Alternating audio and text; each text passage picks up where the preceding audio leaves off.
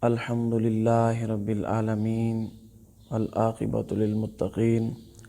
والصلاة والسلام علی سید الانبیاء والمرسلین وعلی آلہ واصحابہ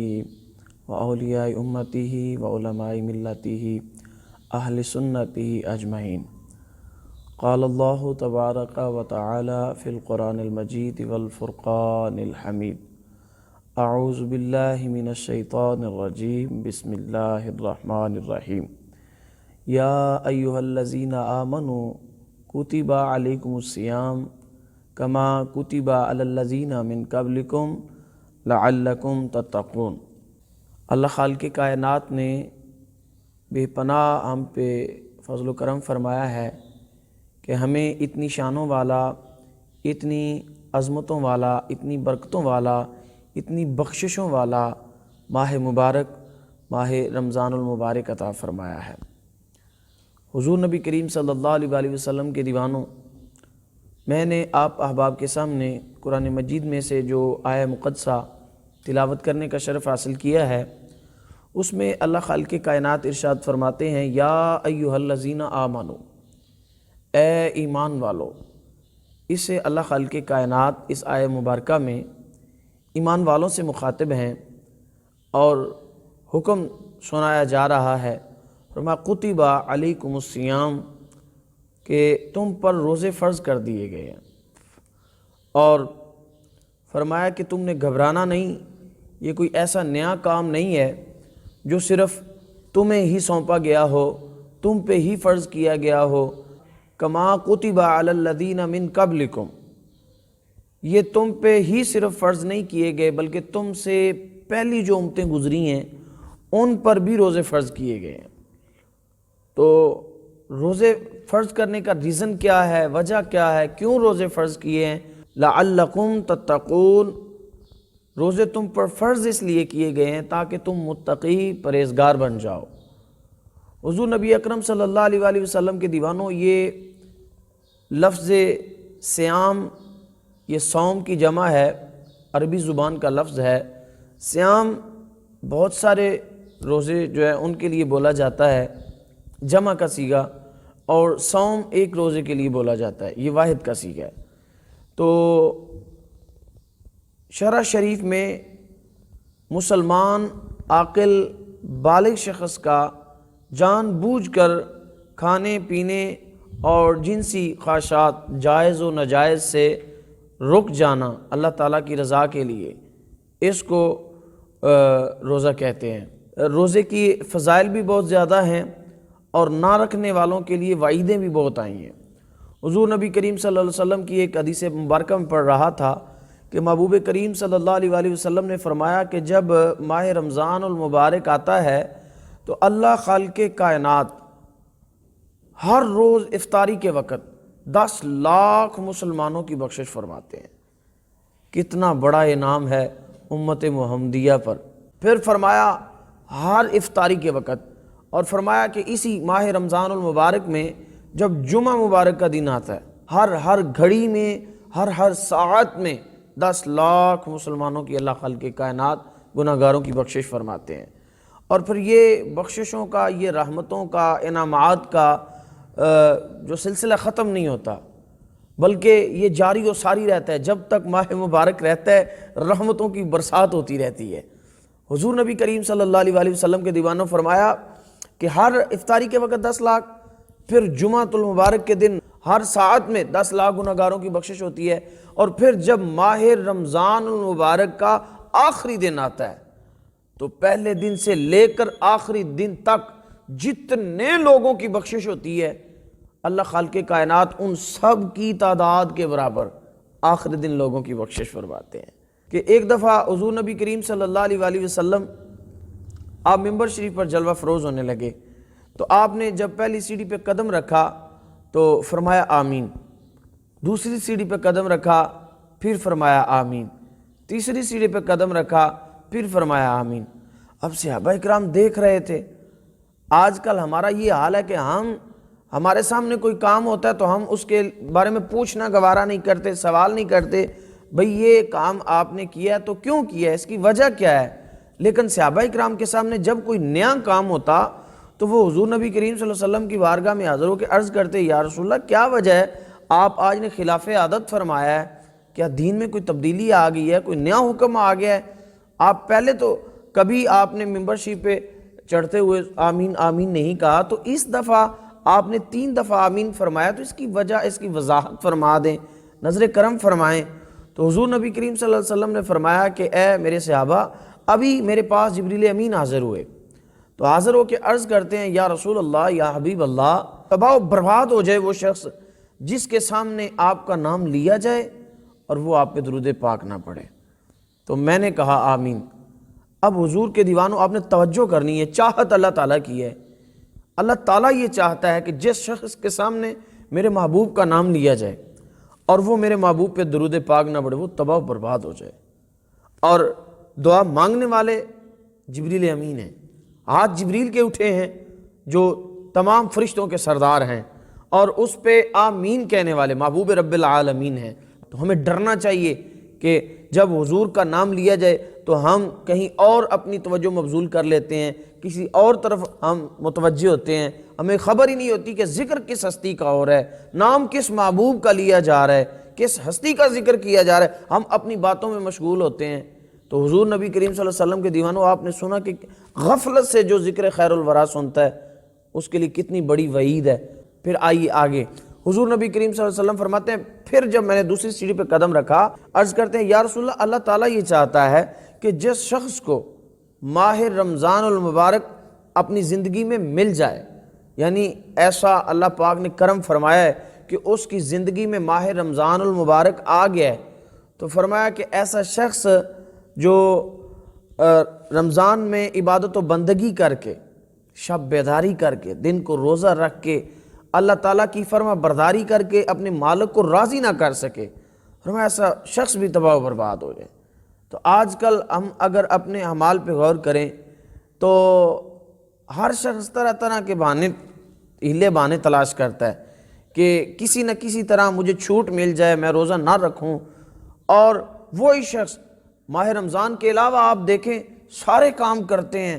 بازاروں میں جا کے کام کرتے ہیں، اور دیگر جگہوں پہ جہاں ڈیرے وغیرہ جہاں بھی کام کرنا ہے کرتے، کوئی بہانہ نہیں کرتے۔ لیکن جو ہی ماہ رمضان المبارک آتا ہے تو طرح طرح کے بہانے شروع ہوتے ہیں، جی میں تو بڑا بیمار ہوں، مجھے شوگر کا مسئلہ ہے، مجھے فلاں معاملہ ہے۔ میں یہ کہتا ہوں کہ آپ سوچیں، کچھ لوگ کہتے ہیں جی ہمارا کام بڑا زور والا ہے، بڑا طاقت والا ہے، ہم سے برداشت نہیں ہوتا۔ میں کہتا ہوں سوچو، ہم جن ہستیوں کے نقش قدم پر چلنے کا جو ہے وہ ہم دعویٰ کرتے ہیں، جن کی غلامی کا ہم دم بھرتے ہیں کہ ہم حضور کے صحابہ کے غلام ہیں، حضور کے صحابہ سے محبت کرنے والے ہیں، جن کے بارے میں محبوب کریم صلی اللہ علیہ وسلم نے فرمایا کہ یہ میرے صحابہ ہدایت کے ستارے ہیں، اور ان صحابہ کی سیرت طیبہ پہ اگر ہم نظر ڈالیں تو وہ ہستیاں کیا کمال ہستیاں تھیں۔ کھجور، میں نے بعض ایسی روایات میں پڑھا کہ کھجور کی گٹھلی چوس کر وہ روزہ رکھتے اور شام کو پانی کے ایک گھونٹ کے ساتھ روزہ افطار کر لیتے، اور پھر اس عالم میں وہ جہاد کرتے رہے ہیں۔ آپ مجھے یہ بتائیں کہ روزہ رکھ کے جہاد کرنا زیادہ مشکل کام ہے یا جو ہے وہ اپنے دنیاوی معاملات، کام کاج، آفس یا دیگر معاملات جو وہ کرنا مشکل کام ہے؟ تو حضور نبی کریم صلی اللہ علیہ وسلم کے دیوانوں، ان سب کے مقابلے میں تلوار چلانا، طاقت کے ساتھ میدان جنگ میں، میدان کارزار میں اپنے آپ کو رکھنا اور جہاد کرنا، یہ سب سے زیادہ مشکل کام ہے۔ جب بندہ مومن نیت کر لیتا ہے تو اللہ خالق کائنات اسے طاقت بھی عطا فرماتا ہے۔ اور پھر آپ جانتے ہیں، اکثر علماء کرام سے سنتے ہیں کہ اللہ خالق کائنات فرماتا ہے کہ انسان کے سارے اعمال اس کے اپنے ہیں، لیکن روزہ خاص میرے لیے ہے۔ اس پہ انعام کیا ہے؟ نماز پڑھو گے جنت ملے گی، حج کرو گے جنت ملے گی، اور صدقہ و خیرات کرو گے جنت ملے گی، دیگر نیکی کے کام، فلاحی کام کرو گے جنت ملے گی۔ روزے کا انعام بہت بڑا انعام ہے۔ محبوب کریم باقی سارے اعمال انسان کے جو ہیں ان کی رضا جنت ہے، لیکن روزہ خاص میرے لیے ہے، تو میں خود اس کی جزا دوں گا۔ اور بعض علماء کرام فرماتے ہیں میں خود اس کی جزا دوں گا یا میں خود اسے مل جاؤں گا۔ جو شخص روزہ رکھتا ہے اللہ خالق کائنات خود اسے مل جاتا ہے، اسے خالق کائنات کا قرب نصیب ہو جاتا ہے۔ محبوب کریم صلی اللہ علیہ وسلم نے ارشاد فرمایا جو شخص درود پاک آپ نے فرمایا جو درود پاک پڑھنا بھول گیا کل قیامت کو وہ جنت کا رستہ بھول جائے گا۔ تو اس ماہ مبارک میں زیادہ سے زیادہ تلاوت قرآن پاک کا اہتمام کیجیے۔ میں ایک روایت میں پڑھ رہا تھا کہ جس گھر میں تلاوت قرآن مجید ہوتی ہے، رات کو جب رات چھا جاتی ہے تو ہم آسمان کی طرف دیکھتے ہیں، جس طرح ہمیں آسمان پہ ستارے نظر آتے ہیں، فرمایا اسی طرح فرشتے اس گھر کو دیکھتے ہیں جس گھر میں تلاوت قرآن مجید ہوتی ہے۔ اس ماہ مبارک میں زیادہ سے زیادہ تلاوت قرآن مجید کا اہتمام کریں، نوافل کا اہتمام کریں، درود پاک پڑھیں، حضور نبی اکرم صلی اللہ علیہ وسلم کی بارگاہ میں ہدیہ عقیدت پیش کریں۔ اور تیسرا، حضور نبی کریم صلی اللہ علیہ وسلم نے فرمایا کہ جبریل امین حاضر ہوئے ہیں اور عرض کرتے ہیں یا رسول اللہ، یا حبیب اللہ، اللہ تعالیٰ یہ چاہتا ہے جس شخص کو اس کے والدین بڑھاپے میں مل جائیں اور وہ اپنے والدین کی خدمت کر کے، یاد رکھیں آخر پہ ایک بات آپ کو بڑے پتے کی بات بتا رہا ہوں، ساری رات عبادت کرنے والا ہو، ہر سال عمرے پہ حج پہ جانے والا ہو، ایک ٹانگ پہ کھڑے ہو کے تلاوت قرآن مجید کرنے والا ہو، لاکھوں کروڑوں اربوں خربوں کی سخاوت کرنے والا ہو، لیکن والدین کا نافرمان ہو، تو حضور نبی کریم صلی اللہ علیہ وسلم کے دیوانوں بات یاد رکھنا، اللہ اس کی کوئی عبادت قبول نہیں کرتا۔ میں نے ایک روایت میں پڑھا تھا کہ اللہ خالق کائنات نے حضرت موسیٰ علیہ السلام کی طرف وحی نازل فرمایا پیارے موسیٰ، اور حضرت موسیٰ علیہ السلام اللہ کے وہ نبی ہیں جو بغیر کسی فرشتے کے واسطے کے ڈائریکٹ اللہ تعالیٰ سے ہم کلام ہوتے کوہ طور پہ جا کر، تو اپنے پیارے نبی پر اللہ پاک نے وحی نازل فرمایا پیارے موسیٰ کہ ایک بندہ جو میری عبادت و بندگی کرتا ہو، میری نافرمانی نہ کرتا ہو، ٹھیک ہے، تو فرمایا لیکن اپنے والدین کا نافرمان ہو، تو فرمایا میں اسے اپنا فرما بردار نہیں لکھتا، لیکن فرمایا میرے احکام میں کبھی کبھار کوئی اس سے کمی کوتاہی ہو جاتی ہو، لیکن اپنے والدین کا بڑا فرما بردار ہو، اپنے والدین کا بڑا ادب کرنے والا ہو، اپنے والدین کو راضی رکھنے والا ہو، تو فرمایا میں اسے اپنے فرما برداروں میں لکھ دیتا ہوں۔ اسی لیے فرمایا نا کہ اگر کوئی شخص چاہتا ہے کہ مجھ پہ میرا رب راضی ہو جائے تو فرمایا پھر اپنے والد کو راضی کر لو، دیکھو اگر تمہارا والد تم پہ راضی ہے تو تمہارا رب تم پہ راضی ہے۔ حضرت جبریل امین عرض کرتے ہیں کہ اللہ خالق کائنات کی یہ رضا ہے، اللہ تعالیٰ یہ چاہتا ہے کہ جس شخص کو بڑھاپے میں اس کے والدین، والد یا والدہ یا دونوں مل جائیں اور وہ ان کی خدمت کر کے، ان کی فرما برداری کر کے، ان کو راضی کر کے جنت حاصل نہ کر سکے، ایسا شخص بھی تباہ و برباد ہو جائے۔ تو حضور نبی کریم صلی اللہ علیہ وسلم کے دیوانوں، تمام عبادات سے پہلے والدین کی فرما برداری لازم ہے۔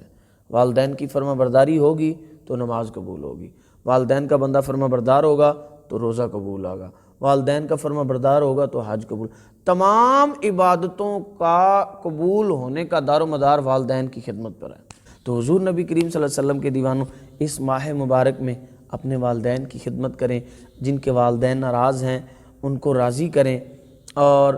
شب بیداری کریں، درود پاک کا اہتمام کریں، تلاوت قرآن مجید کا اہتمام کریں، نوافل کا، اور یاد رکھیں باقی ایام میں جو بندہ ایک فرض ادا کرتا ہے اس کو ایک کا ہی ثواب عطا ہوتا ہے، لیکن اس ماہ مبارک میں جو ایک فرض ادا کرتا ہے اس کو 70 فرضوں کا ثواب حاصل ہوتا ہے، اور باقی ایام میں، باقی مہینوں میں جو نفل ادا کرتا ہے اس کو نفل کا ہی ثواب ملتا ہے، لیکن ان دنوں میں، ماہ رمضان المبارک کے دنوں میں، جو ایک نفل ادا کرتا ہے اسے ایک فرض کا ثواب ملتا ہے، جب ایک فرض ادا کرتا ہے تو 70 فرضوں کا ثواب ملتا ہے۔ تو اس ماہ مبارک میں رحمتوں کی برسات ہے، اس کا پہلا عشرہ رحمت ہے، دوسرا بخشش ہے، اور تیسرا جہنم سے آزادی کا ہے۔ تو اللہ تعالیٰ کی رحمتیں چھم چھم برس رہی ہیں، ہمیں چاہیے کہ اس ماہ مبارک میں زیادہ سے زیادہ اللہ تعالیٰ کی عبادت و بندگی کر کے اپنے خالق و مالک کو راضی کریں۔ اللہ خالق کائنات اپنے حبیب اکرم صلی اللہ علیہ وآلہ وسلم کا صدقہ ہم سب کو قابل عمل باتوں پہ عمل کرنے اور قابل عقیدہ باتوں پر عقیدہ رکھنے کی توفیق عطا فرمائے۔ اور میں باقی بھی یہ بھی گزارش کروں گا کہ یہ سلسلہ جو انجمن غلامان مصطفیٰ انٹرنیشنل کے زیر اہتمام شروع ہوا ہے، انشاءاللہ آپ کو ہر روز نئی علماء کرام سے گفتگو، حضور کی باتیں، حضور کی سیرت طیبہ، دین اسلام کے متعلق دیگر جو ہے وہ گفتگو سننے کو ملے گی۔ تو تمام احباب ہمارے اس فیس بک پیج سے، ہمارے یوٹیوب چینل سے جڑے رہیے، اور جن احباب نے ابھی تک ہمارا چینل سبسکرائب نہیں کیا ان سے گزارش ہے کہ آپ انجمن غلامان مصطفیٰ کا فیس بک پیج اور یوٹیوب چینل سبسکرائب کریں۔ یہ صدقہ جاریہ ہے، جتنے لوگوں تک آپ شیئر کریں گے، جتنے لوگوں تک اچھی بات پہنچے گی، جتنا ثواب ہمیں مل رہا ہے اتنا ثواب اللہ تعالیٰ آپ کو بھی عطا فرمائے گا، کیونکہ حضور نبی کریم صلی اللہ علیہ وسلم کا فرمان ہے کہ دعوت دینے والا کرنے والے کی طرح ہے۔ انجمن غلامان مصطفیٰ کی ساری ٹیم کو سعادت دارین عطا فرمائے۔ بالخصوص اللہ خالق کائنات اپنے حبیب اکرم صلی اللہ علیہ وآلہ وسلم کا صدقہ ہمارے بڑے پیارے، بڑے محترم عاشق حبیب خدا، خادم دین متین حاجی محمد افضال اقبال صاحب جو چیئرمین ہیں انجمن غلامان مصطفیٰ انٹرنیشنل کے، اور ہمارے سرپرست اعلیٰ حضرت علامہ مولانا قاری محمد عصمت اللہ قادری صاحب، اور دیگر جتنی پوری ٹیم ہے، جتنے احباب ہیں پوری دنیا میں، پورے پاکستان میں، اللہ تعالیٰ سب کو سعادت دارین عطا فرمائے۔ بالخصوص ہمارے بھائی جو شعبہ نشر و اشاعت کا کام کرتے ہیں مرزا محمد عامر صاحب، اللہ پاک ان کو بھی سعادت دارین عطا فرمائے۔ اللہ خالق کائنات اپنے حبیب اکرم صلی اللہ علیہ وسلم کا صدقہ ہمیں اس سے زیادہ بڑھ چڑھ کے دین کی خدمت کی توفیق عطا فرمائے۔ السلام علیکم ورحمۃ اللہ وبرکاتہ۔